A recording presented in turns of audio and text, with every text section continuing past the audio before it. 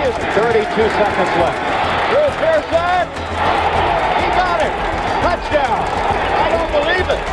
He just threw the ball over the scoreboard. Hello, everyone. Welcome to another edition of the Ultimate Hail Mary. I'm Drew Pearson, the original number 88. And as we take the journey from to immortality to the Pro Football Hall of Fame, I got to travel that journey with my co-host. There's Paul Southern. Hey, Paul. How you doing, buddy? What have you been up to? Up to everything. Yeah, you've been busy? Usually up to no good, but this time I'm actually we up to... We don't want to hear about the no good. Let's hear about the good. I'm usually up to a lot. Well, now I'm up to a lot of good. There's a lot of great things going on. Of course, the book is finished. There's so much in the way of good work going on. You've got all this Hall of Fame stuff going on. We got Tower Club events. We got everything going on. Got a lot going on, and today we got going on at the Ultimate Hail Mary. We got a special guest. That's right. One of my favorite teammates of all time. You know why? Mostly because he came to play each and every week. He played 15 years in the NFL and never missed a game.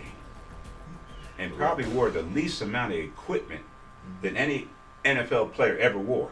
You don't need to. I wouldn't to try and tackle my thing. Well, we're talking about another great Ed Too Tall Jones. That's right. All right, he's here with us today and be a special guest. He's in studio, and matter of fact, the studio is Faza Nation, and you can check him at FazNation.com. The Faza Nation Studios, that's where we are.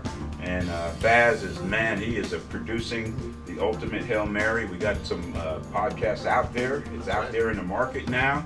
We're excited about that. We're getting a lot of reviews and a lot of hits. But when you have guests like Too Tall Jones, it brings eyes to what you're trying to do. That's right. And so that's why we're happy to have Big Ed with us today. One of the reasons, anyway, to have him, and also to find out what he's been up to. So we'll do that. A lot going on in the NFL, especially here in the Dallas market. That's right. Where's my headlines? Where's the big news?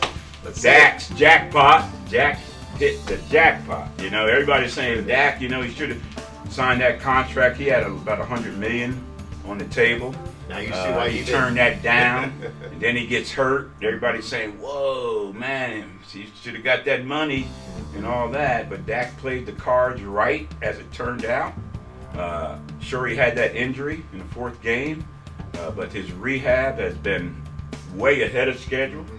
And you know, with a guy like Dak, you know he's going to do more than enough as far as his rehab and rehabilitation and things that he has to go through, recovery, to get back out there on the field.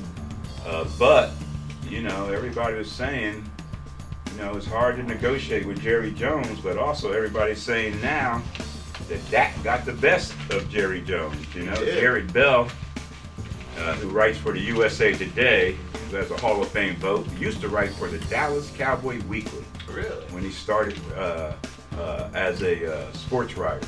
And his cousin was Larry Bethea, who played for the Cowboys, former number one draft pick for the Cowboys from Michigan State. But anyway, his headlines in the paper yesterday, Prescott beat Jones at his money game. Now, we don't want to, if I'm Prescott, I'm not going to brag about that. No. You know, just take the money and go, okay? And what he gets is, for this season coming up, to sign this contract, he gets $66 million right up front. That goes in his bank account right now, okay? But next season, he'll play at $9 million because it'll average out. And the figures were, confirmed by the USA Today. But the payback after he played his first 4 games, this is kind of, you know, he won 2 NFC titles in his first 4 years, okay? And made the playoffs. But his first year, those first 4 years, let me put it like this, he averaged $680,000. So all this time, for 4 years, the Cowboys were getting a bargain for the starting quarterback. And what the Cowboys failed to do with this opportunity, because he counted such less against the salary cap in such a key position on the team, the Cowboys failed to take advantage of that by putting the right people around him so that the team can have success. And it's not necessarily putting the offensive people around him, because they got some of those around. You got Zeke, you got Cooper, you got Gallup, you know, you got 88, CD. You got the offensive line, Zach Martin and those guys. But it's the defense. The similar situation was when Russell Wilson was with the Seattle Seahawks, okay? The first 4 years or 5 years in the league, he was under the rookie contract. So what did the Seahawks do? They went out and got defensive people, offensive people to put around him, and ended up playing in 2 Super Bowls and winning 1. So, you know, the Cowboys are missed the opportunity to take advantage of the low cap hit that the quarterback position would have. But now this position is taking a big cap hit, and now the Cowboys are going to have to do some things to make it fit. Oh, yeah. Which means some players are going to have to either restructure their contracts, or some players will be playing their last year with the Cowboys under their current contract, like an Amari Cooper who makes $19 million a year. You know, how could you? Maybe you can fit him in this year because of the way it's structured. Dak's contract is structured, but you can't fit him in next year under the salary cap. And it just came down that the salary cap for next season is going to be lower than what they expected because of COVID, about $182 million per team. Wow. So that's really tough. And I think that's the one thing. People say, Drew, what do you think about the NFL and what hurts it more than anything? I think it's the salary cap. Mm-hmm. You know, you develop a player and then you lose that player. You know, you can't tell what you're going to have really from year to year, which makes the league very transient. You know, back in the day, there was no salary cap. So there, even in no free agency, so there was no player movement, you know? Ed played with the same team 15 years. I played 11 seasons with the same team, same guys, the same quarterback, Roger for 8 and Danny White for 3. You know, and I think that, and then the same system, you know, the same offense, same defense, and you get continuity and you get familiar with that, and so you perform it better when you hit the field. And so I think that's why you see a lack of quality in the game today, because a lot of players that are out there aren't necessarily the best player for the team. He's the best player because he fits the salary cap. You know, he might not be the best player available, but he fits the salary cap. So therefore, you have holes in your defense, you have holes in your offense, and things like that. So hopefully, the Cowboys got it figured out. They got their quarterback signed.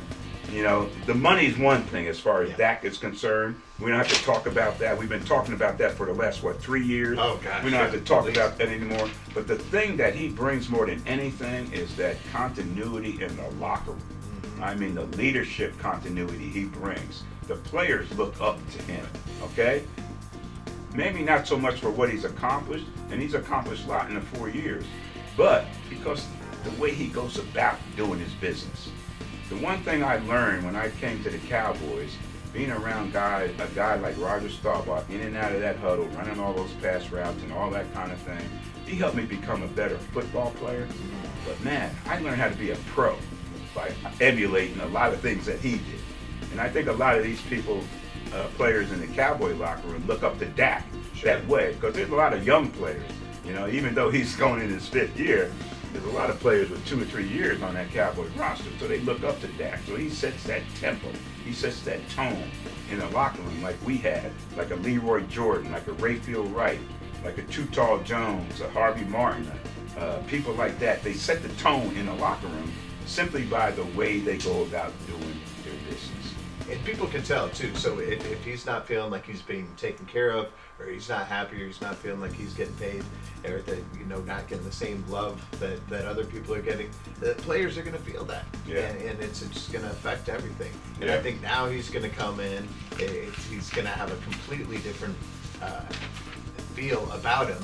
And of course, have you seen the videos of him training?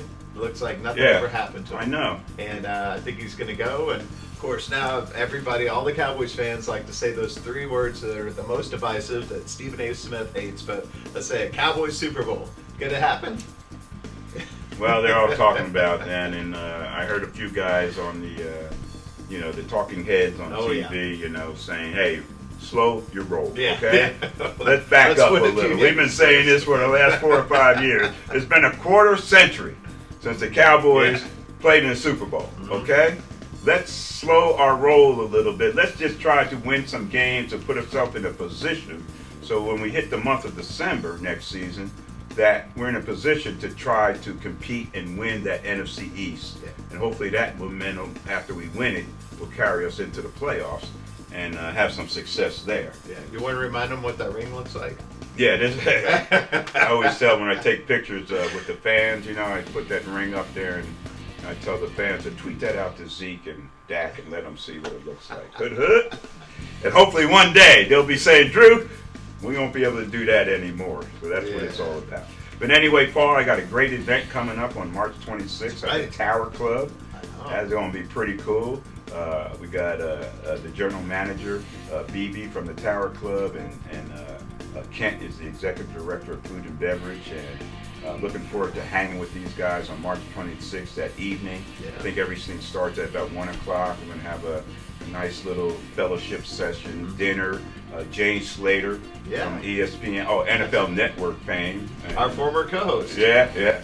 On Drew Pearson our show former on co-host. Fox But Sports. we gave her a start. And look at her now. Look at her now. But she'll be there that evening. If you don't want to come see me at the club, hey, I know Jane looks a lot better than me. You might want to come see her and ask her some questions about her job and how, as a woman in her position, the progress she's made, in her position. So we'll see how that goes. So we're looking forward to that evening at the Tower Club. I think I'm going to come and keep you company and have a nice steak and just enjoy that beautiful view up there. Well, Kent tells me their dining, their food and beverage is second to none. Yeah. Okay, so I'm looking forward to that. And I'm a meat eater. Yeah. I'm not a vegetarian. I don't eat no vegetables. I just eat meat, bread and meat. That's right. All right, meat and potatoes, a little baked potato. Now they know it's. All right, Paul. Anything else you got going on out there? Well, it's a pretty exciting time. Otherwise, we got the this new magazine coming called Down to Business that I'm going to be the managing editor of. So that's going to keep me busy, just doing my typing monkey thing. And then, of course, this Thursday is my birthday. So we're going to have a big celebration at the Virgin Hotel. You got to come by. Brother. Yeah, thank you. Virgin Hotel. That's right. We're going to have the Dragonfly Agency and all the beautiful models out there. So, may not be the worst place to be that night. I might have to be there. Yeah. Might have to be there, Paulie. All right, keep me posted on that, okay? I will. All right. Hey, the NFL making progress. Yes. They haven't made much progress as far as hiring black coaches or African American or minority coaches. Let me put it like that. They've made some progress as far as coordinators in this last round of hiring with the offensive and defensive coordinators. But the big thing they're making progress is on the field. That's right. You say, how do you do that other than with players and coaches and front office people? Well, you do it with the officiating. That's right. And the NFL has officially announced that Shaka will be the first African-American official officiating NFL games. And she's combined that with a teaching career. She's been teaching at this one academy school for 14 years. And she's been that positive role model for all these kids for all that time. They've been looking up to her.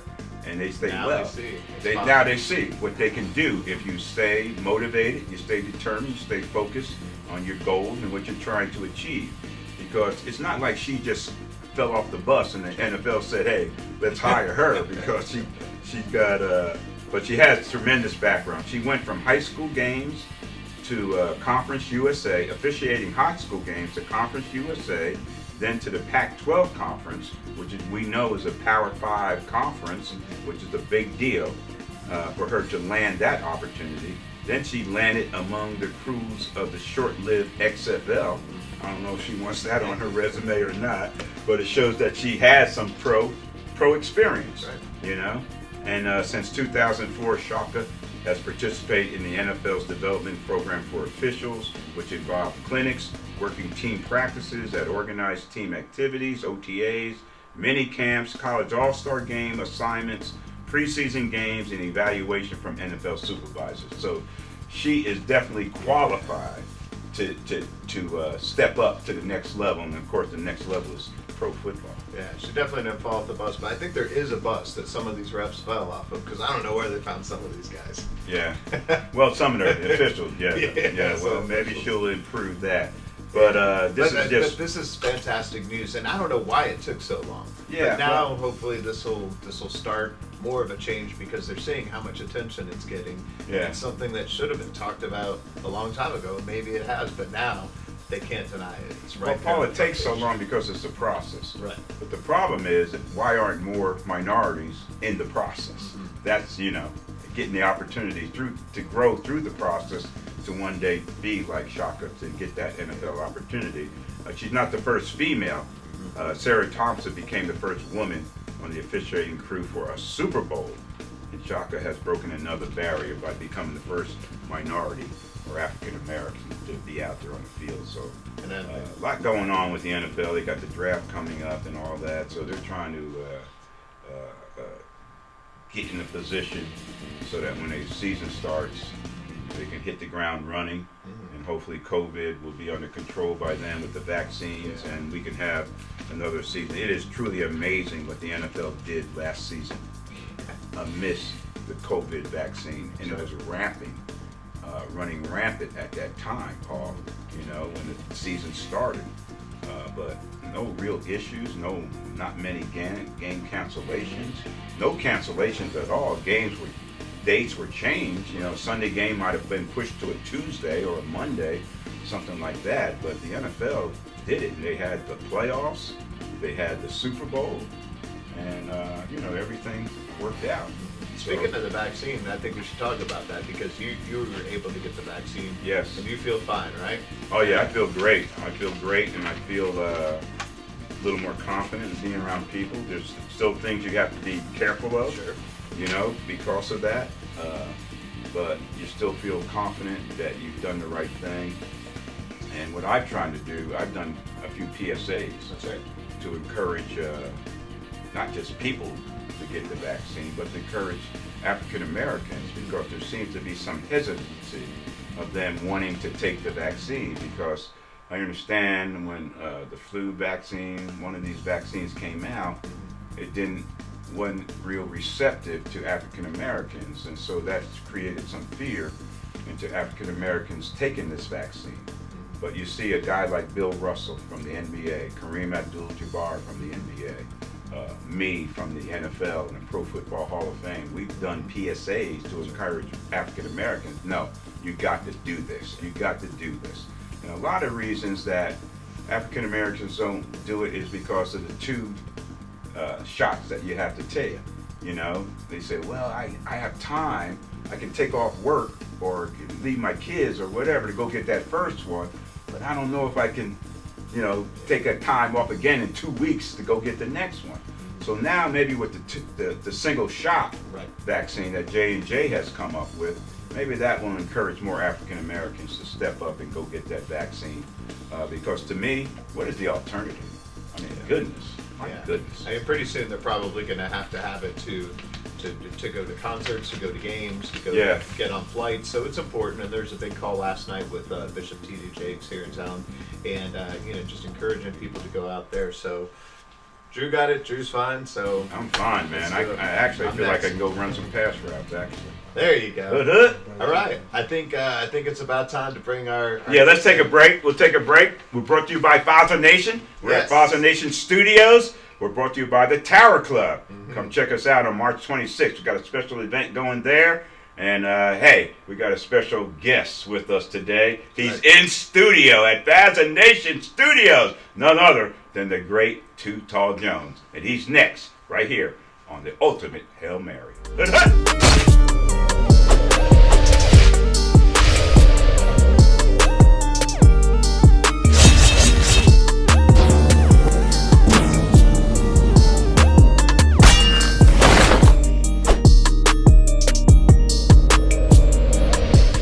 All right, welcome back to the Ultimate Hail Mary, and you can see we got our special guest with us as he joins the show. Ed, it's always good to see you. Welcome. You meet Paul. You know Paul from other interviews and things we've done over time, so we just appreciate you taking the time, and I know your time is valuable, so let's start off with that. Let's find out what you've been doing and what you're up to right now, Ed. Well, the past year, believe it or not, I shut it down. My company, Team Jones Inc., we do a lot of different things, but most of the things we do involve big groups. Right. So we had to shut that down, and I didn't want to take any chances. I didn't want to take any chances with myself or anybody else. Yeah. And I just got a lot of things done that I've been putting off, and I'm so blessed to the country clubs, golf courses stayed open. Mm-hmm. You know, because for the past, I'd say 10 years, I have traveled almost every week. Wow. With my business, and Mm-hmm. I had to find something to do for 4 or 5 hours, Right. and that was golf. Golf. Okay. So my brother, we golfed every opportunity. When the weather was nice, Mm-hmm. we were golfing. But I'm just so thankful now that look like some of this bad weather and this COVID is we can kind of see the light at the end of the tunnel, because I'm really ready to get back out there. Yeah, well, that's one place you can feel safe, right? Out there on Exactly. a golf course. So Yeah. I imagine casinos and golf courses are the place to be. It's pretty popular right now. We had our own carts and we social Nice. distanced and everything, so we just had a good time. Nice. Let me read this, okay? It says about Ed Too Tall Jones. If any athlete has ever overachieved and was underappreciated at the same time, if that's seemingly plausible, the one and only example for the Cowboys is Ed Too Tall Jones. Even looking back on his history, on his story, decades later, is befuddling. You know? Jones was never a football player. Wait, it says, wait, what? You probably heard that a million times already. We're talking about one of the most accomplished and revered defensive ends in franchise history. Yes, we are. The thing is, Jones was a basketball and baseball player growing up in Jackson, Tennessee. His high school didn't even have a football team. Is that true, Ed? That's true. Is that why you didn't play? Because they didn't have a team, or you just didn't want to play? That's why I didn't play, because I was a big Cowboy fan. Yeah. But we didn't have, I grew up on a farm. Right. And the reason why we didn't have football is because we couldn't afford the insurance. Oh, wow. School couldn't afford the insurance. School couldn't afford So what was it, like a 4A, 5A? And what class was the school when you were playing basketball? it. 4A. 4A? 4A. Right And on. I had the opportunity in basketball to play in the state championship. And I don't know if you remember the name Larry Finch. Oh, yeah. Larry Finch Memphis- caused me Memphis State. Yes, Memphis State caused me a championship. So. Oh, is that right? In high school? In high school. Yes, Wow, he he rang up someone? did. Yes, he did. Well, hey. He was ringing from 3-point distance when they didn't have the 3-point. Oh, wow. Yeah, he was a bad man. And ended up coaching, I think, Yes, he did. over there I as imagine well. you're a pretty good player too. I was an All-American, so Yeah. I could hold my own. One thing about it, you know, if I fouled, you felt it. And everyone had to be considered a flagrant foul. My coach played the line was, he said, I don't mind if you foul, but as long as he smell of wood. So, That's still true. that's right. Right on. And anyway, you attended Tennessee State University, HBCU. HBCU. Yeah, that had to be special to you. But you went there on a basketball scholarship, and only to focus on football your junior year. So you were there 2 years before. Oh, you were playing football and basketball at the same time. To Explain make a long story short, I had scholarships to pretty much every school in the country for baseball and basketball. And during that time, baseball didn't have a draft. They would invite you to camp, and the Cincinnati Yeah. Reds invited me to camp. Okay. But I'm from a family of 8. My mom was determined that all 8 of us was going to get a college degree. Mm-hmm. And that's the same year that Fastback Mustang came, and I'll never forget telling my mom, but Mom, I'd be able to afford my own Mustang. She said, son, if you do the right thing, not only would you be able to afford them for yourself, but others too. So I was going to Arizona State because of Reggie Jackson and his baseball career there. And my father passed. And my brother-in-law, who married my oldest sister, said, you need to go to Tennessee State where you can check on your mom. Wow, right on. So, and he said, you're a football player. I said, Yeah. football? I said, I don't even know the rules. He said, well, that's what your brother and I are going to teach you this summer. Oh, wow. So I went Wow. to Tennessee State. I said I'll play football and basketball first. And if I don't like football, I'll drop it and play baseball. And the first day of practice, I walked into the equipment room, and they gave me the longest pair of pants they had. which hit me above my knees. He said, wear these, stay out of contact drills, we'll have your pair made. So I walk on the field. First guy saw me, looked at me and did a double take and said, you know you're too tall for football. That's how I got the nickname. Yeah. We're going to ask you that, but that's where it originated at Tennessee State? Tennessee State. Yeah. So you weren't too tall in high school? Oh, no. Were you 6'9" in high school? No, I was 6'5". When did you start growing? 6'5", and when I finished college, I was 6'7", grew another 2 inches. Wow.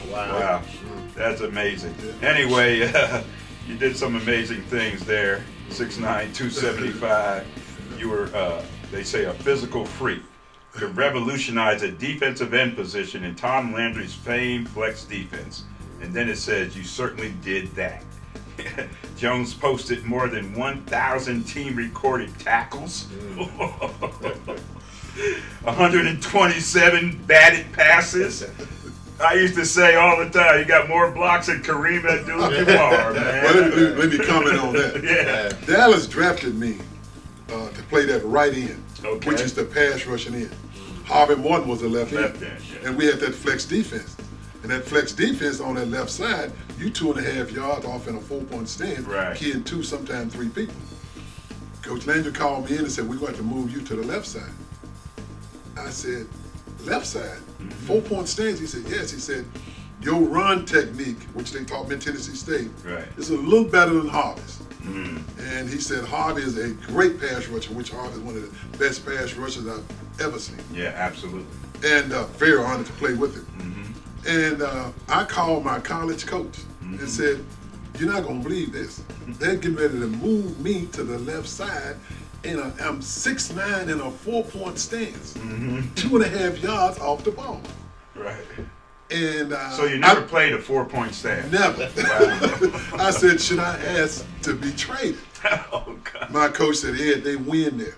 Yeah. Coach Landry is a great coach. You can adapt anything. That's all I had to hear. I hear you. So, Well, you certainly adapted, man. so that made me a real team player because playing that flex defense yes. that Landry invented, we the only team in the history to ever play that flex. It's a very disciplined defense. You got to have 11 players as one, and that made me a true team player. You have to forget about individual stats and just play to win as a team.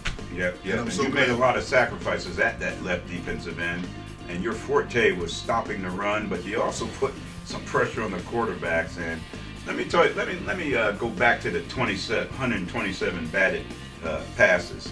Did your basketball background help you in any way in recognizing and how to time those batted passes? Basketball, but the thing that helped most was boxing. Boxing. Wow. Reflexes. Okay. Be able to react quick because they had the chop block was legal, which means you can post me, and you can wipe my knees out. And more injuries were caused because of that block. I mean, that shouldn't have ever been allowed.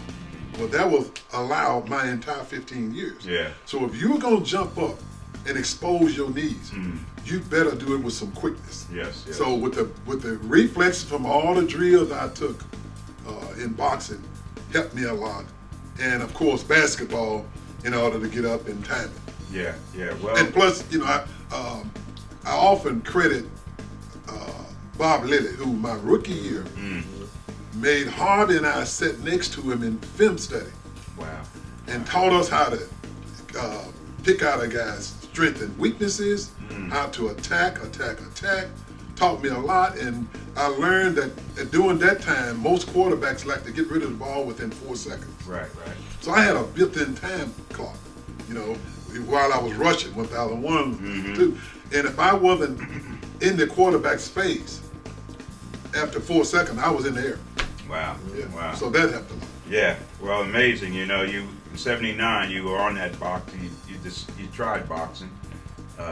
You're 6-0. But when you came back, Ed, you could see the difference in your foot speed, your hand speed, and all that kind of stuff. It helped, didn't it? Okay, again, everybody thought I had a faster 40 time and all of that when I came back. Right. Because you're right. But again, because of boxing, I reacted quicker. Faster. Oh, Which made me look like I was faster. faster. Okay, I got you. I got you. Let's put that in perspective then, right? So boxing, football, baseball, basketball, All of golf. Is there anything that you're not good at? Oh no, I'm not saying I was really good at all of them, but when I talk to kids today, Yeah. and they're undecided on what they want to do, and I tell them, I said, try everything. If you don't like it, you can always move on to something else. Coaches will let you know. They know where to place you because you don't know where you're going to end up. When I went to Tennessee State, I went to play tight end because I could run. Yeah. But I didn't know how to fall. Now, Drew, you can vouch to this. When people say, what do you mean you didn't know how to fall? Right. Well, you can hurt yourself falling if you can't fall gracefully. Right. And I didn't know anything about going up, catching a ball, getting hit, and not fall. So the coaches said, we're going to put you on defense because they had some guys injured in camp. We're going to put you on defense, help them out, and teach you how to fall. Right. Well, by the time I told them I'm ready, the coach on defense wouldn't let me go back. Yeah, that's it. You're here to stay. Amazing career, Ed. 15 seasons, not missing a game. How do you do that? How is it just luck, or is it just the way you played? Was it your size? A lot of it's luck, but also it's your work ethics. One of the things that my coach told me in college, once he realized, because Tennessee State at that time had a good program, they can't recruit the players today. Yeah. They can't, no HBCU school Right. recruit players today like they could do in that area. That's why I'm so glad to see guys like Deion Sanders and all of them getting into coaching HBCU schools. Because now maybe they can get some of those players that your major colleges get now. Right. But once he realized that I was serious about football, he sat me down one day and he said, Ed, you know the average player played 4 years. He said, mainly because of knee injuries. He said, most knee injuries occur in the fourth quarter when fatigue set in. He said, so you will have to be the most conditioned athlete on the field, otherwise they're going to get your knees because of your height. So not only did I do his rigorous program, I also went and worked out with the Tiger Bears, Tennessee State Tiger Bears women track team, which won several gold medals in the Olympics. Wow. So I wanted to make sure that if you got my knees, I was given 110%. And I applied the same thing when I got to Dallas. I didn't take an off season. During the off season, I was working out. Yeah. And I'm so glad I played with guys who, well, first of all, I played with a coach who believed in having the best conditioned team in the league. Yeah. Tom Landry. Tom Landry was that way then. Jimmy Johnson was that way. Yeah. The one year that I played with him. So all of that, I think, helped a lot by keeping that motor running. Yeah, you definitely kept that motor running. And, you know, when I look at your career, Ed, and the great things that you accomplished, it's just amazing because it says here there have been no better athlete in the league at that time, and never since then has one's better athlete that was so physically imposing to play in the NFL. Now, you had a great career, Ed, and you know, I remember you talk about 15 games and not missing. I remember in the locker room how quick you would get dressed for practice. Because you put for the least amount of equipment, no pads, you know, your shoulder pads, you had a helmet, and I remember you always taped up your knuckles, and that would be it. You had your football cleats. You didn't even tape your ankles, did you? No, I didn't. But again, I grew up on a farm. Yeah. And, you know, if you're a farm child, all you do is run around during the summer barefoot. Yeah. So I had strong ankles. And when I played basketball, I'll never forget they tried to take my ankles. And I said, this is not working. So the trainer would say, give him a figure 8. That didn't work. Okay. So I didn't wear tape in high school, playing basketball and baseball. So I go to college. And they would determine you're going to have to wear tape. You know, I said, I can't do it. Yeah. So I didn't. Now, when I get to Dallas, Coach Landry called me in one day and said, the trainers told me that you don't get ankles taped. I said, no. He said, why? I said, because it caused more problems than good for me. He said, now you realize now, if you have to miss a game because of an ankle injury, that's considered detrimental to the team. I can find you anything I want, any amount I want. Yeah. So I took that chance. Yeah. I said, he's going. And lucky for me, I never had an inkling. Well, you certainly didn't, and you certainly came to play each and every game. And So to answer your question, that's what took up most of the time. Guys had to get there, and the veterans will always go first to get the ankle tape, and you stood around waiting on to get your ankle tape. So that was just extra time. I could relax. I didn't train in camp, and just run in there and put my uniform on, take my fingers, and go. right on. Well, Ed, before we get into what you think about the current Cowboys and what you see on the defense and Dak's contract, let me just read this. It says, timing is everything. Even for 30 years removed, the NFL hasn't seen anyone as athletic at that height since Jones, and the league likely never will. Too Tall was a legend, even without one of the most iconic nicknames in the history of sports. Not in the history of NFL, in the history of sports, period. Oh man, that is like amazing. And it is true. Yeah. I mean, everybody recognizes it. It's iconic. There was, what does it say? My eyes. Let me get them right. There was no single offensive tackle who could block him one-on-one. And Jones, here's the thing about your career, Ed, the span of your career. Okay, Jones was teammates with Bob Lilly and Troy Aikman. Wow. Bob Lilly and Troy Aikman. Troy's in the 90s, Yeah. okay? You started in the 70s with Bob Lilly. Yeah. Oh my goodness. And then was coached by Tom Landry and Jimmy Johnson. Wow. How many players can say that, okay? Tom Landry and Jimmy Johnson. And played 20 playoff games, including 3 Super Bowls, highlighted the win against the Broncos in Super Bowl 12. If you have witnessed and experienced sport Cowboy history, then the great Too Tall. It's amazing, Ed, how you expand time like that. And loved every minute of it because great coaching, not Yeah. good coaching, great coaching. Yeah. If I had to sum Landry up with one word, I'd say he's a genius because coaches today are pretty much PR guys. Coach Landry programmed the defensive coordinators, offensive coordinators, and kicking game. Yeah. And they programmed us. Yeah. You can't find that anymore. Coach Johnson, a great motivator. And also, they only wanted class athletes on their team. Amen. Good athletes. Yeah. I mean, we bonded. We Yeah. were a big family. Loved each other, did a lot of things together, on and off the field. Mm-hmm. And when you in a situation like that, that alone will make you want to stick around as long as you possibly can. Yeah, yeah. Well, did Jimmy show you that respect as a veteran player? Yes, he did. When he showed up? Yes, he did. And if you remember, I signed a 2-year deal Okay. with Coach Johnson. But I knew that I was only going to play 1 year. 1 year. I said, I want to see what it's like to be in another system other than with Coach Landry with the nice suits and hats on. And I remember watching Jimmy Johnson running up and down the sideline at University of Miami. So after that 1 year, even though we were 1-15, some friends of mine said, man, I knew you glad to get away from that team. Coach Johnson doesn't know what he's doing in college. I said, they're going to win. I said, wait till he get his horses.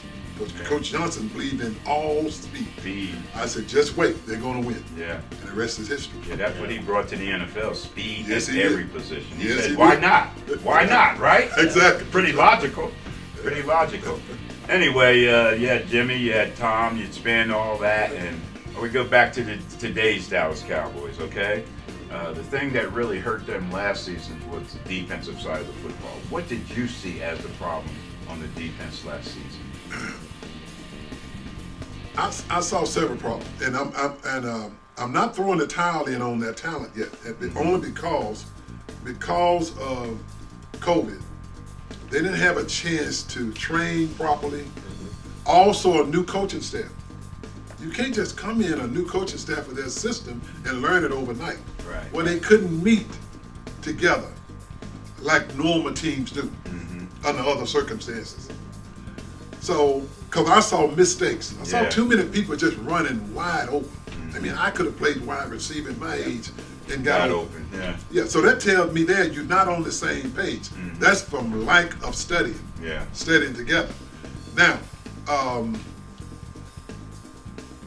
this year, hopefully, if things continue to, get better with the virus and all that, they should have a full training camp, good off-season program. That will tell, because unless that defense improves, they're not going anywhere. Offense is strong. All they have to do is stay healthy. Like last year, when they lost all those offensive linemen, it was over. Yeah. That's the reason why Kansas City, I felt they would lose that Super Bowl. When I looked and saw where 4 linemen, 4 starters was out, and McComb was running for his life. If the offensive line can stay healthy, they're gonna score a lot of points. You still have to play solid defense. You think all those championships that New England won, that defense was ranked in the top 5 every year. Right. Brady and that offense got a lot of the credit, but that defense was in the top 5 every year. And I think last year Dallas was ranked something like 28. You can't win nothing. I don't care how good your offense is, unless you improve on that defense. But I see some talent there. Yeah. I look at a lot of those guys, I see talent, but you got to get on the same page. And they have a new defensive coordinator coming in. Dan Quinn. Dan Quinn coming in and with a good reputation. And I spoke with some players who played under him and said they're going to like him. He's going to do a good job there. So I'm excited to see what happens on that side of the ball. Yeah, I think that'll make a big difference. And, I think they're going with Nolan. 3-man front, and now they're going to 4-man front. That makes a difference too, right? Big difference. Yes, big difference. When I look at their personnel, they should have a 4-man front. Yeah, absolutely. You got to have a big, burly nose guy to clog that middle up to play a 3-man front. Yeah. They don't have that. Yeah. Well, anyway, okay, that's the defensive side, and the big issue for the last couple of years, what they're going to do with Dak? They're going to sign him or not? They finally did sign him. He got the money he wanted. Everybody's thinking that he did, got the best of Jerry in this situation because he was patient. And, but what do you think about that? And what do you think the Cowboys' future is now that they got him locked up? First of all, I feel that he got what he deserved. That's the market now for quarterbacks. When you look at what he has been able to do the past 4 years, he ranked up there with his numbers in the top 5. Right. And you look what the quarterbacks are making. That's just the market now. So he's getting this market value because I feel like they got a bargain these past 4 years. Oh yeah, they did. Based on what they played. But I was so happy to see they finally signed him because you're talking about a guy there that represent the Cowboys very well on and off the field. Also, the players respect him. Yeah, absolutely. He's a leader. Yeah. And if you don't have leadership, I don't care what it is. Just get away from sports. I don't care what business it is. If you don't have good leadership, you will never accomplish all you should have achieved. And he's a leader that players will follow. And good work ethics. So they got that behind them now. And now it gives Cowboy fans out there and a chance to have something to kind of get excited about. Yeah. Well, they need a good draft. Yeah. And they got an early draft pick there. I can't wait to see who they draft.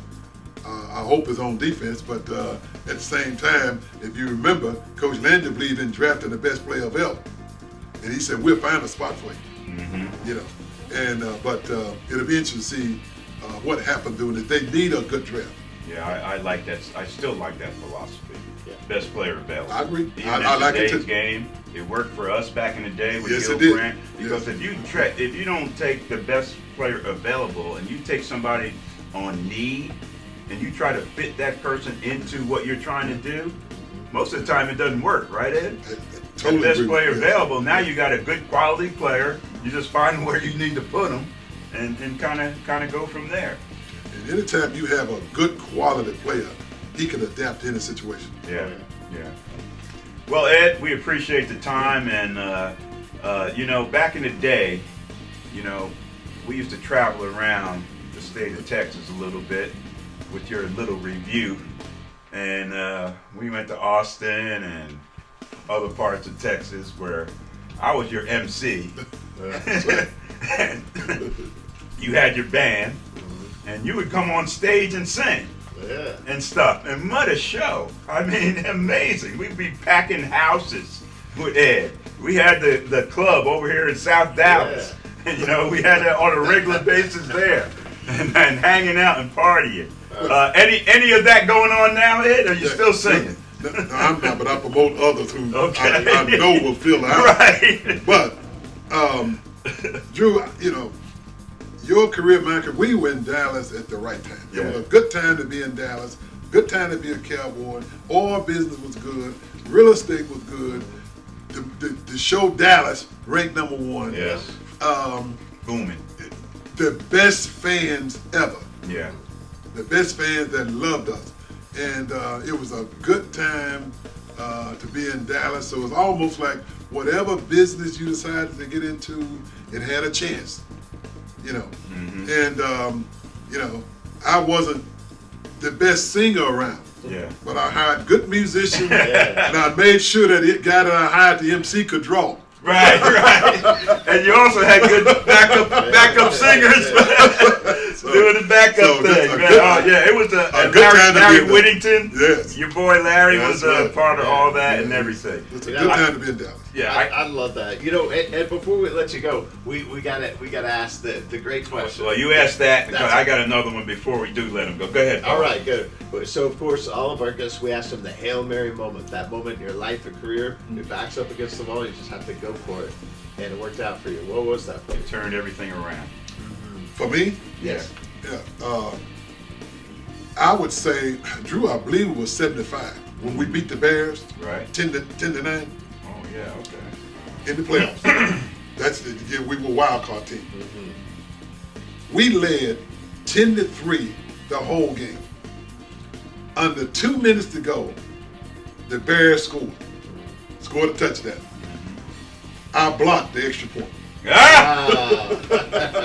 beat Right them on. 10-9. Right on. That was my Hail Mary. That's your Hail Mary. But I gotta tell you a funny story about the Hail Mary, Drew and Starback. Yes. 2 things. Drew, I don't know if you remember, they had the ball. Even though we had them backed up, they had the ball when before that Hail Mary, before you all got the ball back. And we ran a stunt. And my job was to cover Chuck Foreman. Yeah. And Chuck Foreman didn't ever go out like running backs do now, you know, for passing. He snuck out on me. And I saw him at the last minute and just gave it everything I had. And when he caught the ball and went to switch it to the other hand, I stripped it. Yeah. And that's how we got the ball back. But after the Hail Mary, we had them backed up. Yeah. And I'm chasing Tarkenton in the end zone, and I hear this thud sound, you know. And I looked around, the official eyes was rolling back. And I looked down, I saw a half-pint Jack Daniels ball. So Tarkenton upset because they didn't call pushing on Drew. He's over there joined with the official, and I said, Fred, he could be dead. And Fred looked at him and looked up at me and said, hey, Mama, you're right, and walked off. I never heard that. I haven't heard that either. And well, Drew, I don't know if you remember that, flying back. I believe it was Wally, was the power, who announced that the official was okay. Yeah. He was okay. Yeah, Because they carried him off in the stretcher. Yeah. And they announced that he was okay. Yeah, he was and everybody cheered. bandaged up and everything. They were really upset about Yes, they that were. Hail Oh my Mary. God.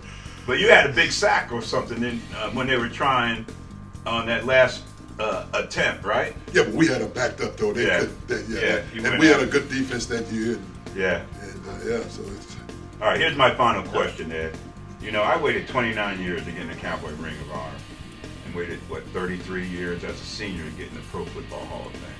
And through that time, there was a lot of frustration because I knew I had the career that warranted that. What about you? You know, you should be in the Ring of Honor. You should be getting recognition for Hall of Fame because I say that. I'm not even talking about the Ring of Honor. It speaks for itself. But when you compare your record to other Hall of Famers, you and Harvey Martin, man, come on. All right? How do you feel about that? And do you think your time will come? Let me be honest with you. what you just said, I travel a lot, and I run into a lot of guys that played during that era. Right. They all say the same thing you just said. Mm-hmm. But when you were just a true team player like I was, off the field honors, with me, I take it with a grain of salt. But it's the others who would hurt me not to see it, like yourself and some others I can name. Wow. And I know some others who from Dallas who should have gone in before they did. Right. That kind of thing. That's what bothered me. Yeah. Guys who I played with, I saw them every day, and I'm a student of the game. I follow the game, and I go, they should be in there. Yeah. They should be in there. That's why I couldn't wait to call you when you got that. But me myself, I learned, man, at a very young age. You don't always get everything you deserve, but don't let that ever stop you from trying to accomplish your goals. Amen, brother. And that's what I do. Yeah. I work hard to do. Yeah. I like a lot of things. Yeah. And it when peers of mine that I played against see me places and come up to me and say, I just want to let you know something, man. You gave it 110% every time I played against you. Yeah. Thank you for that. Yeah. That's what's special to me. Yeah. And that you got a teammate right here that knows that and respects that. What you brought to the game, what you brought to the team. But it also shows when you talk that way, Ed, about other players deserving that recognition and not so much yourself, it just shows the character of the people that we had on the team back then, exactly. Right? That's why I love playing for Dallas. So the character of the players. Yeah, we had and good friendships.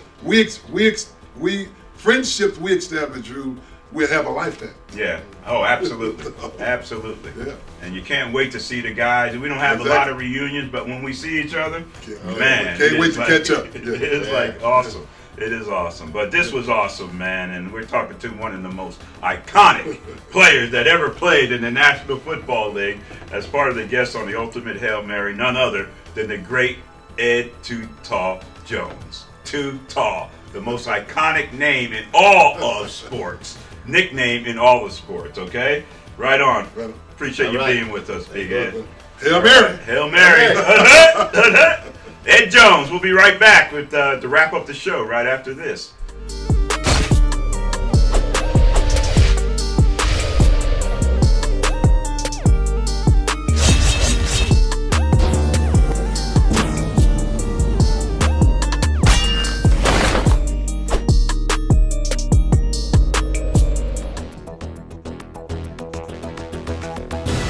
He is 32 seconds left.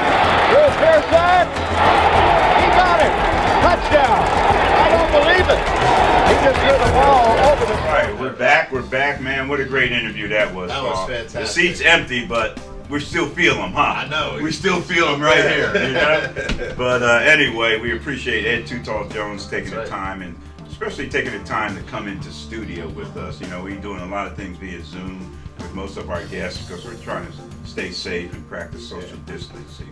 So for Ed to take the time, but you heard in some of the things he was talking about, but that's the character of the guys that we played with, Amazing. And we respect each other in our lives after football, and we continue to try to do things for each other and support each other in our lives after football. That's right. Actually, I think also he's probably not worried about getting sick because he's about a foot taller than everybody else, so they're breathing in his chest. Yeah, they're not breathing in his face, that's for sure. And he can put a mask on or not, but I think he's okay because he's breathing over everybody. That's right. As well. But yeah, what a great teammate, and just glad to have him. And so next week we're going to have to follow up with somebody. Oh, yeah. We got to get some people in mind. I got some people in mind that will be part of the broadcast, the podcast next week. So looking forward to that. You got anybody coming with us next week? Oh, yeah. Hail Mary moments we're going to look forward to? That's right. We got some big Hail Mary moments coming up. In fact, I've been doing some interviews this week, but I'm working on a very, very special guest to come and zoom in live with us. All right, don't tell us who it is, okay? Because we want you to tune in to find out right. who that special guest is. And Paul don't mess around. That's right. Okay? It could be somebody you really want to be here to hear about. That's and true. hear what their Hail Mary moment is all about. All right, we're at Spaz Nation. Spaz Nation is the one that produces our podcast. Spaz is the man that handles all the production. Malcolm Snell is the executive producer. We got Stitch there. He's a cameraman, and that's his alias.